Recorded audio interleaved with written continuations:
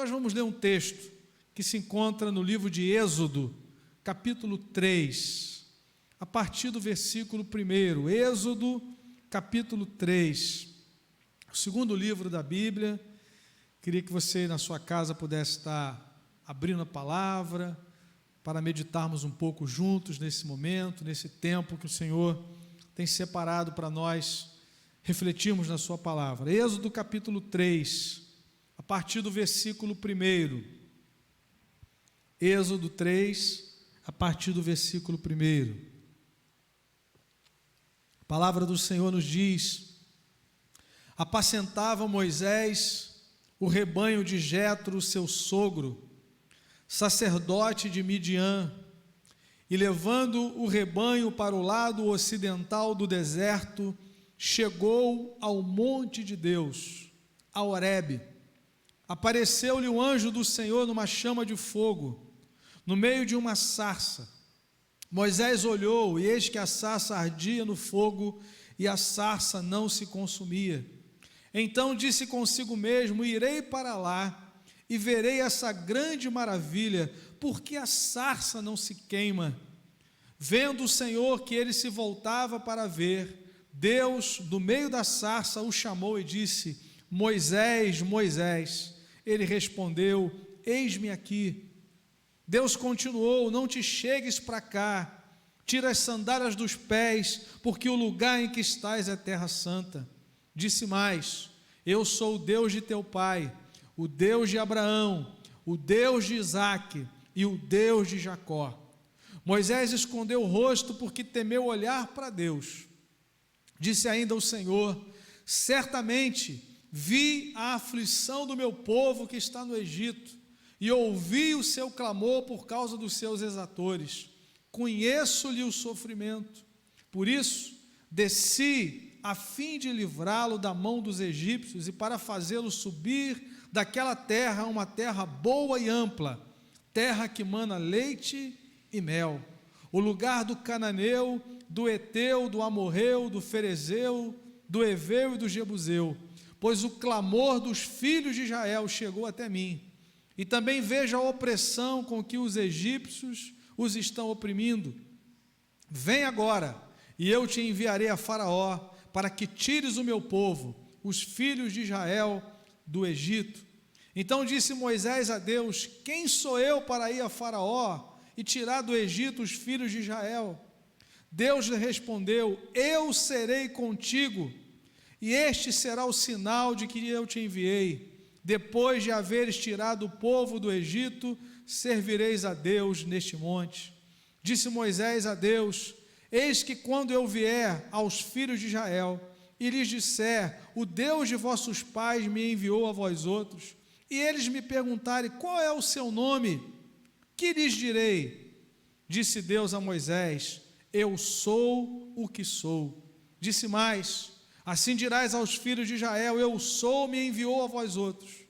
Disse Deus ainda mais a Moisés: assim dirás aos filhos de Israel: o Senhor, o Deus de vossos pais, o Deus de Abraão, o Deus de Isaque e o Deus de Jacó, me enviou a vós outros. Este é o meu nome eternamente, e assim serei lembrado de geração em geração.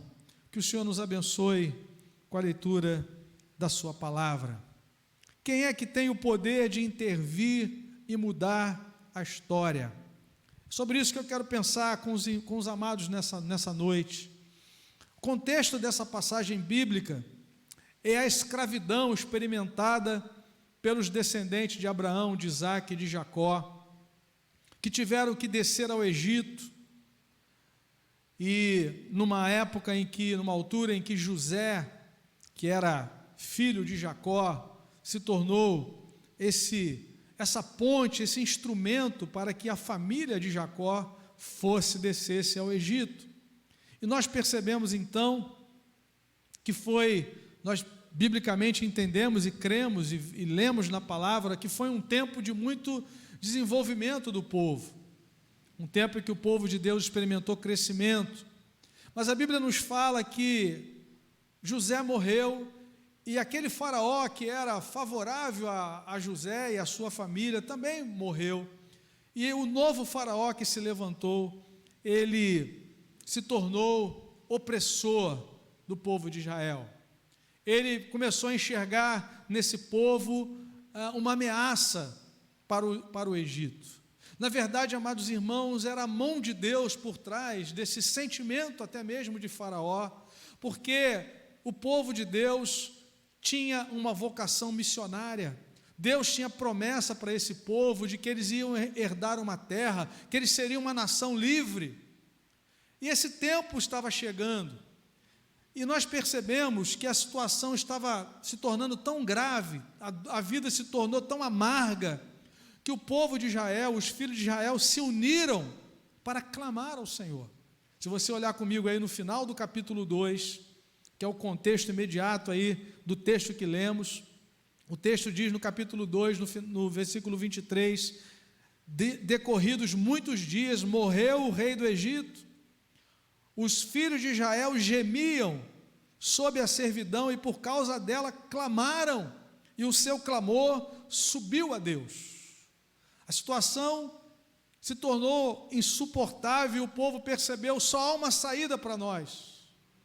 Nós não podemos confiar mais no faraó, não podemos confiar mais no poder da política, no poder humano, nós não podemos mais confiar, mesmo que o Egito seja essa potência que era naquela época, porque nós agora nos tornamos inimigos do Egito. O Egito já não nos vê agora com bons olhos.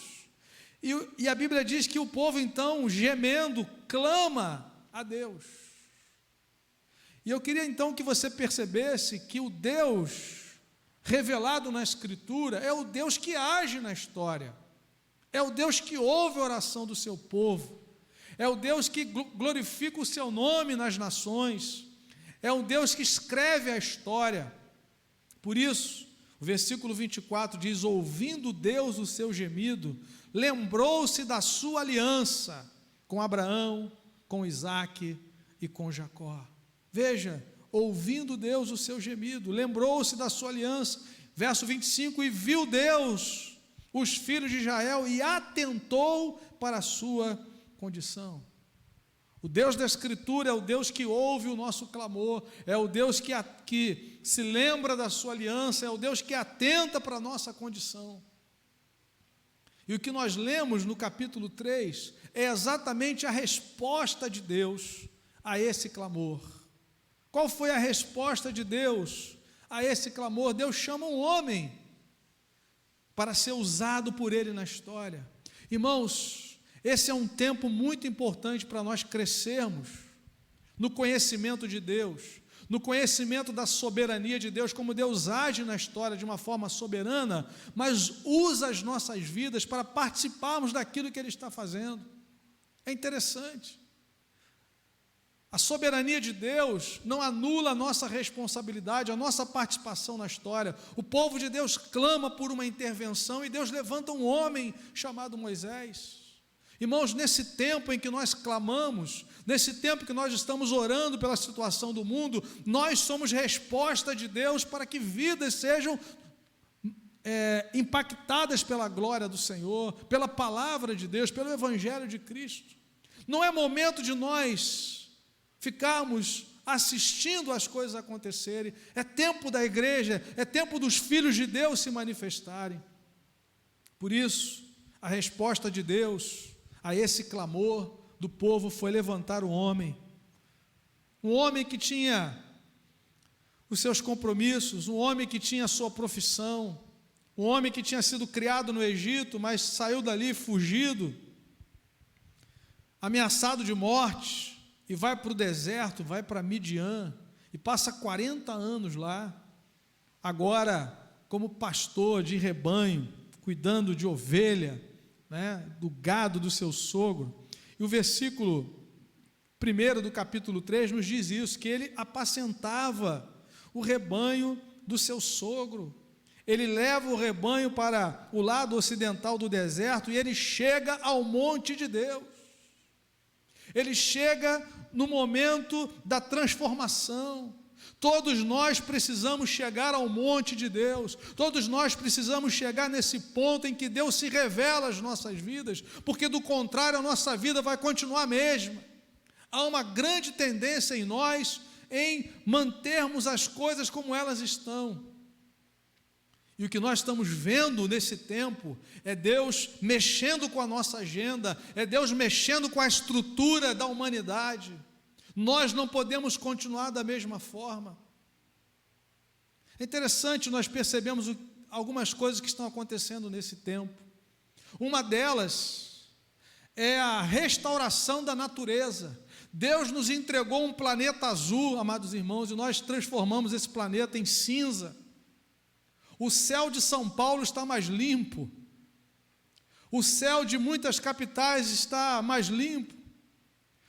Existem alguns canais que as águas estão limpas, há peixe novamente, com a redução, obviamente, das atividades industriais. Deus está nos devolvendo um planeta. Esse dia o meu sogro ligou para a minha esposa, a filha dele, e disse assim: olha, essa terra tem um dono. Essa terra tem um dono. Foi a frase da sabedoria desse homem. E Deus está mostrando isso. Nós estamos vivendo uma mudança completa na nossa rotina, no nosso dia a dia, porque do contrário, nós continuaríamos naquela mesma roda viva que vivíamos, sem tempo para nada, com relacionamentos completamente superficiais, uma vida autocentrada, não outro-centrada, os valores do reino de Deus completamente deixados de lado. Só nesse ano morreram 17 milhões de crianças por aborto, 17 milhões. A vida continuava o seu curso, até que Deus parou. Há um momento que Deus nos para. Moisés estava com 80 anos aqui nesse texto. E aí a Bíblia diz que ele chegou ao monte de Deus. O que aconteceu que mudou completamente a sua vida? Diz o versículo 2: apareceu-lhe o anjo do Senhor. No versículo 4 diz que era uma teofania, uma aparição do Cristo pré-encarnado, né?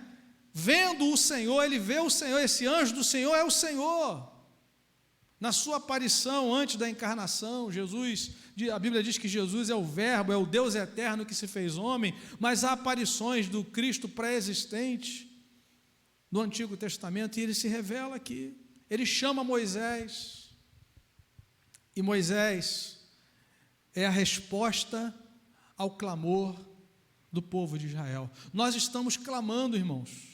Nós estamos orando, a igreja de Deus está orando para que essa situação mude, mas nós estamos preparados para ser a resposta de Deus para esse tempo.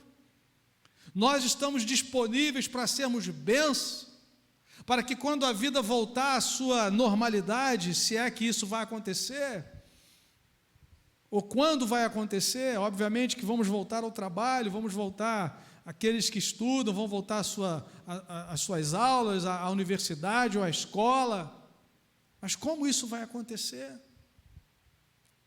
Eu digo para você, vai depender das decisões que nós estamos tomando diante de Deus nesse tempo. E aqui há um momento que Deus se revela, apareceu-lhe o Senhor, e muda completamente o curso da vida desse homem. Obviamente que nós poderíamos pensar nesse texto por semanas, e muitas semanas, mas de uma forma bem breve e reduzida nessa noite, eu quero pensar, destacar no texto os nomes pelos quais Deus se revelou a Moisés, para na sequência se revelar aos filhos de Israel. Há dois nomes que eu quero destacar aqui. O primeiro deles é Eu Sou. Moisés, se você ler o texto e com calma e meditar novamente, você vai perceber que Moisés fica impactado, ele olha para aquela sarça, né, uma galhada seca no deserto que o fogo não se consumia. Ele é atraído por aquela visão e ele vai se aproximando da sarça, ele quer ver aquela maravilha. O Senhor diz: não te chegues para cá. Verso 5: tira as sandálias dos pés, porque o lugar em que estás é terra santa. O Deus que se revelou a Moisés é um Deus santo, que santifica a terra. A terra por si mesma não era santa, mas a presença de Deus santificava aquela terra.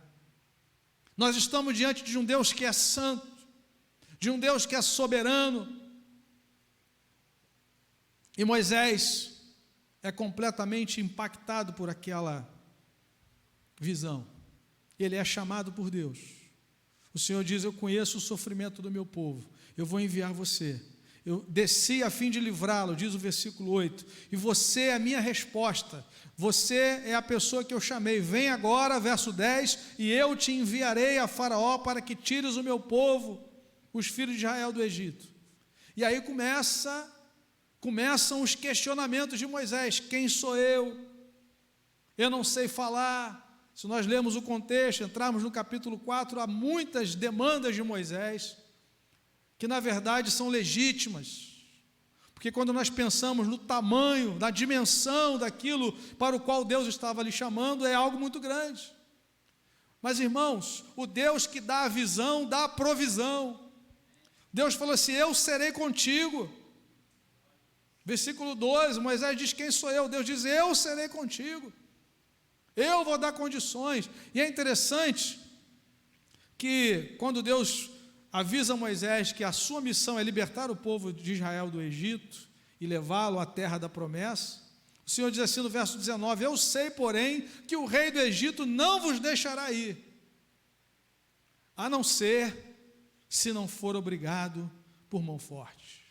A mão de Deus estaria presente. A mão de Deus está conosco, amados irmãos. A mão de Deus é sobre nós, a mão da providência, a mão que sustenta, a mão que guia, para viabilizar a nossa vida na história, viabilizar o ministério, viabilizar a obra para o qual Ele tem nos chamado. E ele então, quando ouve isso, Moisés, quando ouve, diz assim: Senhor, eu vou chegar lá no arraial, e eles vão me perguntar: qual foi o Deus que te apareceu? Qual é o nome desse Deus? Versículo 13, disse Moisés a Deus: eis que quando eu vier aos filhos de Israel, lhes disser: o Deus de vossos pais me enviou a vós outros, e eles me perguntarem: qual é o seu nome? Que lhes direi? Verso 14, disse Deus a Moisés: eu sou o que sou. Aleluia. Disse mais: assim dirás aos filhos de Israel: eu sou, me enviou a vós outros. Primeiro nome através do qual Deus se revela a Moisés, e Moisés depois iria comunicar ao povo, aos filhos de Israel, é: eu sou. Eu sou significa o autoexistente, tem a ver com a eternidade absoluta de Deus. No Salmo 90, que lemos no início, que é um salmo de Moisés, ele diz: Senhor, de eternidade a eternidade tu és Deus, antes que os montes se formassem, antes da criação. Aleluia. Deus, para ser criador, ele tinha que ser eterno. Para ele ser distinto da criação, ele tinha que ser eterno. E eu quero convidar você a abrir comigo em Romanos, na carta de Paulo aos Romanos. Já vamos voltar para Êxodo. Romanos capítulo 1. O apóstolo Paulo vai nos mostrar que na criação do universo, de todas as coisas que Deus fez, Ele colocou as suas marcas nessa criação. Romanos capítulo 1, versículo 18 em diante: a ira de Deus se revela do céu contra toda impiedade e perversão dos homens que detêm a verdade pela injustiça. Porquanto, por que os homens estão debaixo da ira de Deus e detêm a verdade pela injustiça? Porque Deus se revelou. Nenhum de nós pode dizer que não temos alguma informação sobre Deus, e Paulo vai explicar por quê.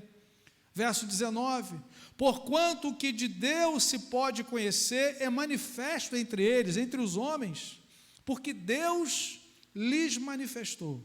Veja o verso 20: porque os atributos invisíveis de Deus, assim o seu eterno poder, como também a sua própria divindade, claramente se conhecem desde o princípio do mundo, sendo percebidos por meio das coisas que foram criadas.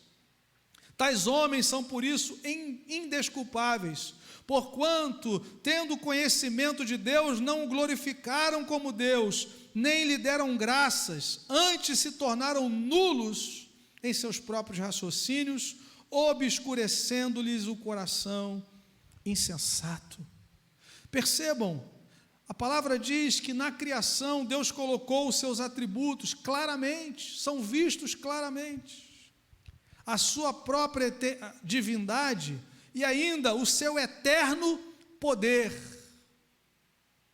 Um Deus da Escritura que se apresenta, que é apresentado como Deus Criador. Primeira frase da Bíblia: no princípio criou Deus os céus e a terra. Ele só pode ser o Criador porque Ele é eterno. Paulo diz: na criação está a marca do seu eterno poder. O poder que sustenta o universo, que criou o universo, é um poder eterno, é o poder do Deus eterno. É o eu sou, é o autoexistente. Ele é anterior à criação, por isso Ele criou o universo. Aleluia. A Bíblia não é um livro que tenta provar a existência de Deus, sabe por quê? Porque Deus é. Ele não existe, Ele é. Tudo que existe, só existe porque foi criado. Então Deus não existe, Deus é. Ele é anterior a tudo que existe, porque tudo que existe foi criado por Ele. Foi esse Deus que se revelou a Moisés. Em Apocalipse, no capítulo 1, no versículo 8, nós vamos encontrar o Senhor Jesus se apresentando dessa mesma forma. Eu sou o Alfa e o Ômega, diz o Senhor Deus, aquele que é, que era e que há de vir, o Todo-Poderoso. Eu sou o Alfa e o Ômega, eu sou o A e o Z, eu sou o primeiro, eu sou o último, aquele que é, que era e que há de vir, o Todo-Poderoso. O eu sou. Eu sou o que sou. Moisés chega lá no arraial e diz: o eu sou te enviou. Aquele que não tem início, aquele que não tem fim, aquele que não conhece tempo, porque ele é anterior ao tempo, ele criou o tempo. Louvado seja o nome do Senhor. O eu sou está presente na minha e na sua vida, meu irmão. Ele é conosco. Há um segundo nome através do qual Deus também se revela a Moisés aqui nesse texto, para encher o coração dele de fé, para dar-lhe esperança, ânimo, coragem, para enfrentar aquela missão tão tremenda, tão difícil.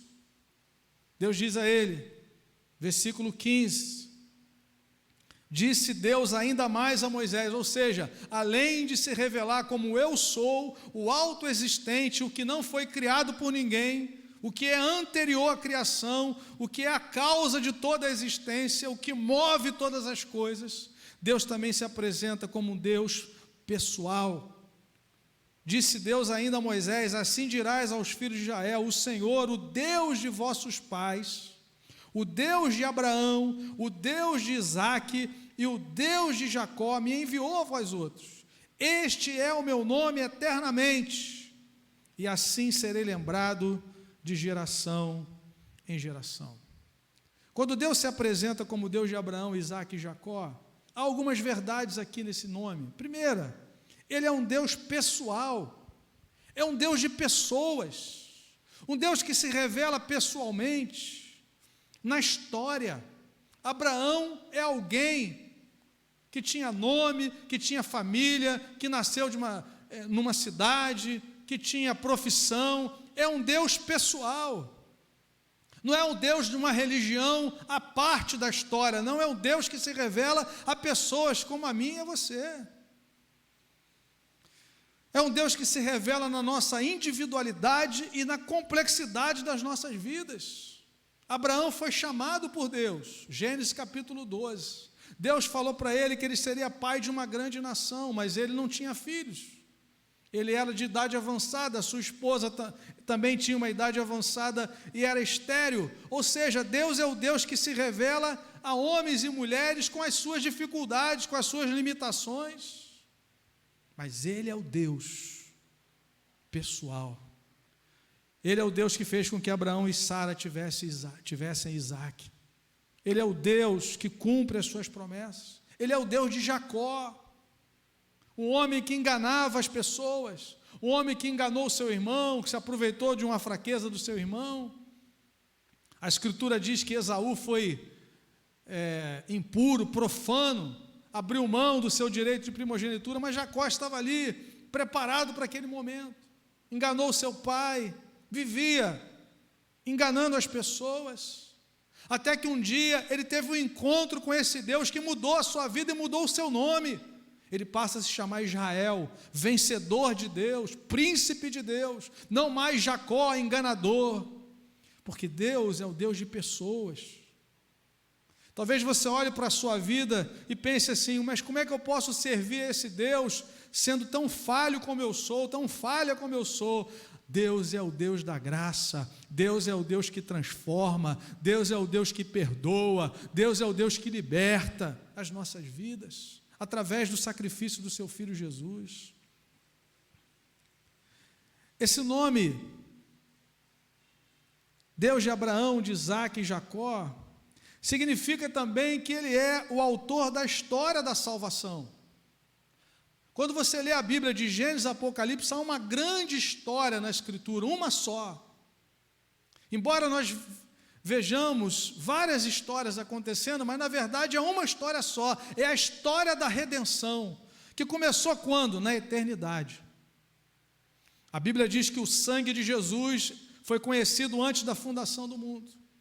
Deus cria a humanidade, o homem, mas esse homem se rebela contra Deus, achando que pode viver independente do Senhor. E Deus então, historicamente, começa a anunciar no mesmo capítulo 3 de Gênesis, onde os nossos pais se desconectaram do Criador, Deus começa a anunciar o plano da redenção, um plano eterno, não um plano B, emergencial, não, um plano eterno de Deus. E esse plano começa a se concretizar no chamado de Abraão. Abraão, Isaac, Jacó, Davi, Jesus. Abraão, o Deus de Abraão, Isaac e Jacó nos aponta para um Deus que escreve a história da redenção, a grande história, que vai culminar na cruz do Calvário, que vai ter o seu ápice na ressurreição ao terceiro dia, e que vai ter a sua consumação quando Ele vier para governar. Jesus é o Rei dos Reis e Senhor dos Senhores. Jesus, conversando com a mulher samaritana em João 4, no versículo 22, ele diz: a salvação vem dos judeus, do Deus de Abraão, do Deus de Isaac, do Deus de Jacó, o autor da história da salvação. Essa história chegou na minha vida e chegou na sua vida, e pode chegar se você ainda não se rendeu ao amor de Cristo, porque o Deus da Escritura é o Deus de pessoas, é o Deus de Abraão, de Isaac e de Jacó, e pode ser o teu Deus. Esse nome também, Deus de Abraão, Isaac e Jacó, foi citado pelo Senhor Jesus, quando Jesus estava conversando com os saduceus, uma seita, uma facção do judaísmo, nos dias do ministério terreno de Jesus, em Lucas, capítulo 20, e eles querem tentar apanhar Jesus em alguma falha, algum erro a respeito da Escritura, a respeito de alguma doutrina, e a Bíblia diz que os saduceus não acreditavam na ressurreição, e eles começaram a contar uma história, assim, interessante, descabida, de um homem que se casou com uma mulher, e depois ele morre, ele tinha 7 irmãos, e ela vai casando um com todos os outros.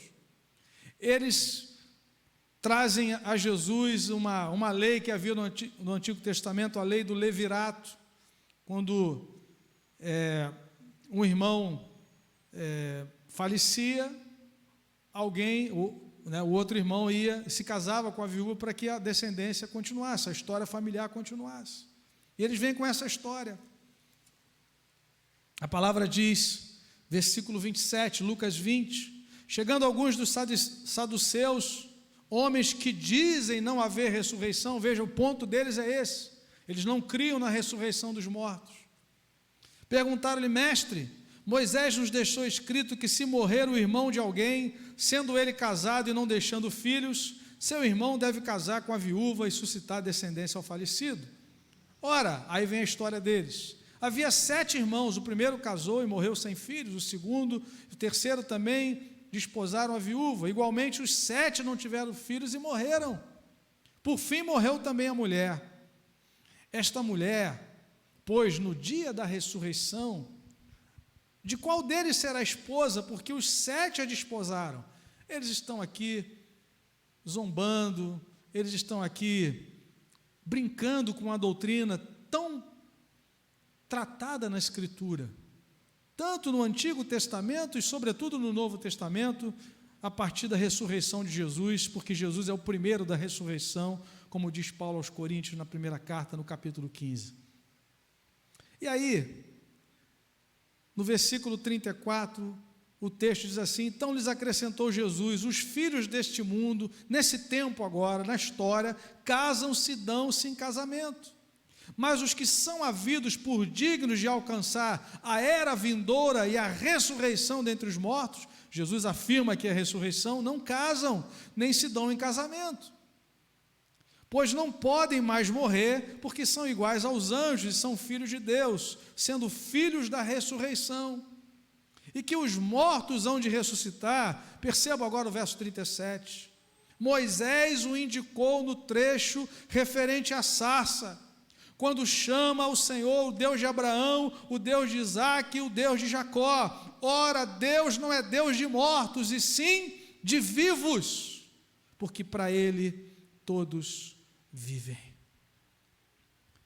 Deus não disse: eu fui o Deus de Abraão, eu fui o Deus de Isaque, eu fui o Deus de Jacó, eu sou o Deus de Abraão, porque Abraão está vivo.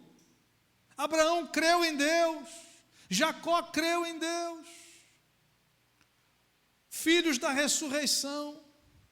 Há uma ressurreição, e quem nos assegura essa ressurreição é o Deus de Abraão, de Isaque e de Jacó, porque para Ele todos vivem. Louvado seja Deus. Esse nome representa para nós a certeza da ressurreição. Querido, o que essa história tem a ver conosco hoje, em plena pandemia, num cenário tão nebuloso como os nossos dias? Eu quero concluir rapidamente, mas pensando na conexão desse texto com a nossa vida.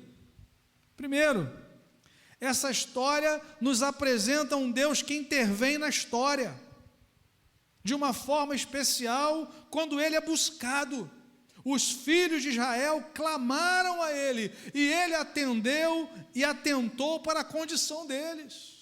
O Deus revelado na Escritura não é um Deus inoperante, não é um Deus que está de braço cruzado. A Bíblia diz, Isaías 64, no verso 4, desde a antiguidade não se viu, nem com os ouvidos se percebeu, nem com os olhos se viu, Deus além de ti que trabalha para aquele que nele espera. Deus é o Deus que trabalha. O Deus de Abraão, de Isaque e Jacó é o mesmo Deus de hoje que trabalha nas nossas vidas. O povo de Israel estava gemendo, o povo de Israel clamou ao Senhor, e o Senhor enviou socorro. Nós não temos dúvidas que Deus está ouvindo o clamor do seu povo, de vidas que estão buscando o Senhor. Dá-nos a solução para esse tempo. Deus está trabalhando. Ouvimos notícias de pessoas que são curadas, e entendemos que Deus está trabalhando em toda a terra, glorificando o seu nome, nos confortando no tempo de sofrimento, nos revelando a sua soberania, porque Ele é o Deus que intervém na história. Mas há uma segunda lição que o texto nos apresenta, e há uma conexão com o Novo Testamento. O nome Eu Sou, que fala da autoexistência de Deus, da eternidade de Deus, da sua grandeza, da sua majestade, foi utilizado pelo Senhor Jesus no Evangelho de João inúmeras vezes. E eu quero citar só algumas para concluirmos essa reflexão, trazendo uma conexão com o nosso tempo. Jesus diz em João 8,12: Eu sou a luz do mundo, quem me segue não andará nas trevas, pelo contrário, terá a luz da vida.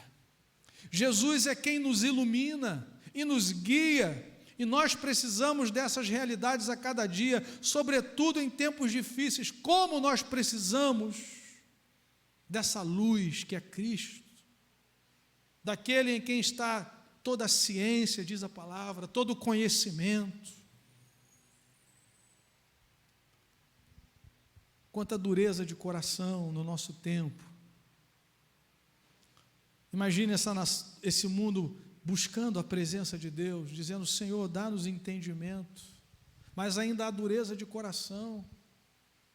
Sabe, amados, quando nós lemos a palavra de Deus, momentos de juízo, eles produzem sim arrependimento em muitas pessoas, mas também produzem mais endurecimento. Não é garantia que depois que essa turbulência toda passar, pessoas vão temer mais a Deus. Mas é inevitável que a realidade de Deus seja notada nesse tempo. Mas a gente lê em Gênesis capítulo 6, Deus visita a terra com um dilúvio, a sua ira se manifesta. Mas no capítulo 11, os homens estão construindo uma torre, dizendo: nós queremos que o nosso nome seja célebre.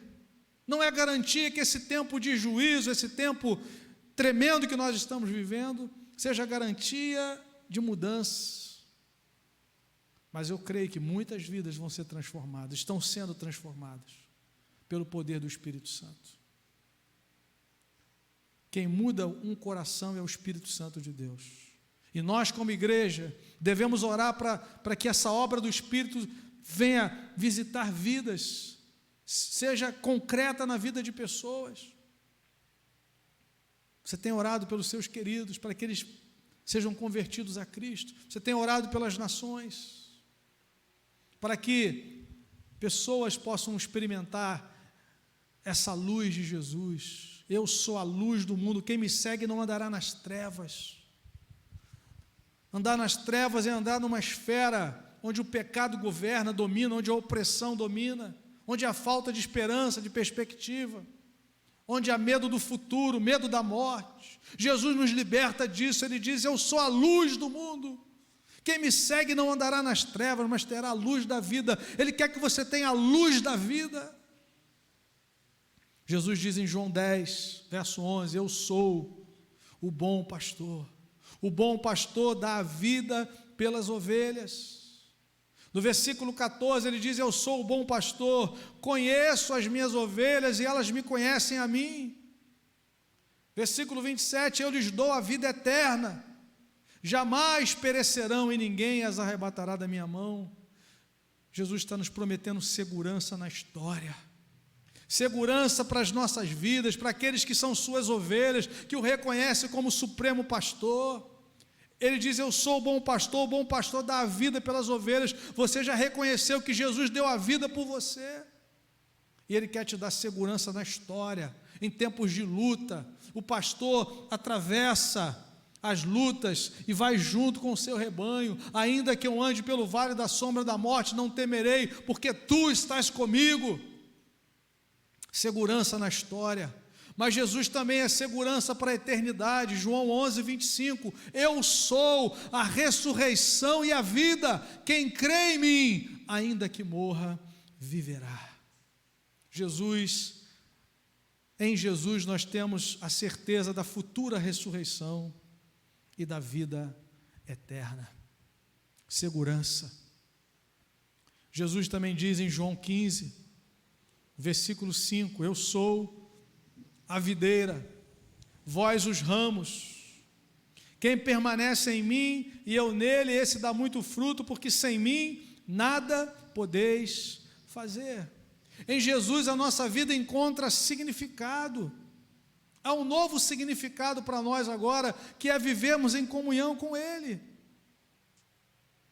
Ou seja, se nós não estivermos nele, nós somos ramos, galhos secos. O que nos dá a vida é essa ligação a Jesus. Ele diz, eu sou a videira, vocês são os ramos. Quem não estiver em mim é lançado fora, não tem vida. O ramo não existe fora da videira. Nós não existimos sem Cristo. O nosso valor é associativo a Ele. Ele existe por si mesmo, Ele é eu sou. Mas nós existimos nele. Fora dele não há vida. Fora dele não há vida.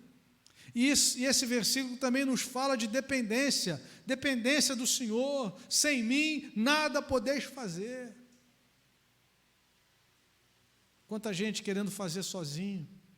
Quanta gente querendo resolver sozinho, sem Deus. E nós estamos vendo que é impossível. Sem mim nada podeis fazer. O eu sou diz para mim e para você, eu sou a videira. Vocês são os ramos. Se vocês estiverem ligados em mim, vocês permanecerem em mim, a vida de vocês vai frutificar. Mesmo no tempo da dificuldade, Jeremias 17 diz isso, no tempo da sequidão, a nossa vida que está, as nossas raízes estão ligadas no Senhor, como ribeiro de águas, nós não deixamos de dar fruto. Nós não vamos secar, nós vamos vencer no Senhor. Estamos sofrendo, estamos lamentando, sim, nós somos seres humanos. Sentimos dores, como Jesus chorou quando Lázaro morreu. O Evangelho nos coloca na vida. Nós não somos religiosos que estão vivendo em outro planeta, nós vivemos nessa história. O Verbo se fez carne, o Evangelho é Deus vindo ao nosso encontro.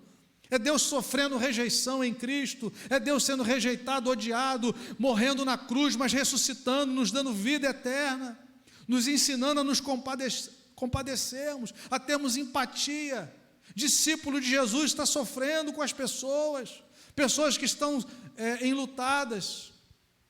Hoje eu conversava com o presbítero Leonardo, falando de um irmão nosso, do Alexandre Ornelas, preocupado com pessoas. Ele conhece uma pessoa que perdeu um ente querido, que não pôde sepultar o seu ente querido. É um tempo de dor, irmãos. Nós estamos aqui sentindo esse impacto, mas com Jesus junto conosco. Aquele que diz, eu sou o bom pastor. Ele atravessa esse deserto conosco. O eu sou está conosco. Meu irmão, Ele está contigo. A mão dele está estendida. Ele diz, as minhas ovelhas vêm a mim, de maneira nenhuma eu lançarei fora. Ninguém as arrebatará da minha mão. A sua vida está segura em Cristo, na história e na eternidade. E por último, há muitos outros eu sou de Jesus aqui no Novo Testamento, especialmente no Evangelho de João, mas o último é capítulo 14, versículo 6, que foi um tema do Congresso dos Jovens. Eu sou o caminho, a verdade e a vida. Ninguém vem ao Pai senão por mim. Nós não podemos ir ao Pai se não for por meio de Cristo. Nos perdemos do Pai lá no Éden. Acreditamos que poderíamos viver sem Ele, sem o Criador. Rompemos com Ele, com o Criador, o Eterno, com o seu eterno poder, aquele que criou todas as coisas. Os nossos pais acreditaram numa mentira, vocês podem ser iguais a Ele, não precisam orar a Ele, não precisam depender dEle, não precisam cumprir a sua palavra, amá-lo, servi-lo. O resultado está aí, querido. Queremos ser independentes de Deus. Se Ele não abrir entendimento, não há vacina para ninguém. Se Ele não puser a sua mão na história, Nós não temos saída. Os poderosos estão aí com as nações paradas. Há um Deus que é soberano e nós precisamos buscá-lo, porque o povo de Israel estava gemendo e clamou, e ele enviou socorro. É tempo de buscarmos, de nos humilharmos, de lamentarmos, de nos arrependermos e buscarmos a face do Senhor, para vivermos agora no Senhor, dependente dEle. Nós só podemos ir ao Pai por meio da obra que Jesus realizou. A Bíblia diz que o sangue de Jesus nos dá acesso à presença de Deus. Naquela obra, na cruz do Calvário, Ele levou sobre si os nossos pecados no madeiro. O motivo da sua morte foi pelos nossos pecados. Cristo morreu pelos nossos pecados, diz Paulo aos Coríntios, capítulo 15, verso 3 e 4. Mas Ele ressuscitou ao terceiro dia, segundo as Escrituras. Os nossos pecados que afrontavam a santidade de Deus, Jesus recebeu a ira justa do Pai por causa deles. E a ira de Deus foi desviada da nossa cabeça e foi transferida para Cristo. Se você se refugiar no sangue de Jesus, você é reconciliado com o Pai. Você quer ir até o Pai? Você quer ter comunhão com Deus? Jesus diz: eu sou o caminho, a verdade e a vida. Ninguém vem ao Pai senão por mim. Jesus não diz assim: eu sou uma religião, eu vim fundar uma religião. Não, Ele veio nos apresentar um caminho de vida, um estilo novo de vida, de adoração em tudo que fazemos, uma vida debaixo da sua graça, caminho, verdade e a vida, uma jornada em que Deus é o centro da nossa vida, em que a nossa história é para a glória dEle, em nome de Jesus. Deus se revelou a Moisés como eu sou, o autoexistente. Deus se revelou a Moisés como o Deus de Abraão, Isaque e Jacó, um Deus pessoal. Ele quer ser o seu Deus.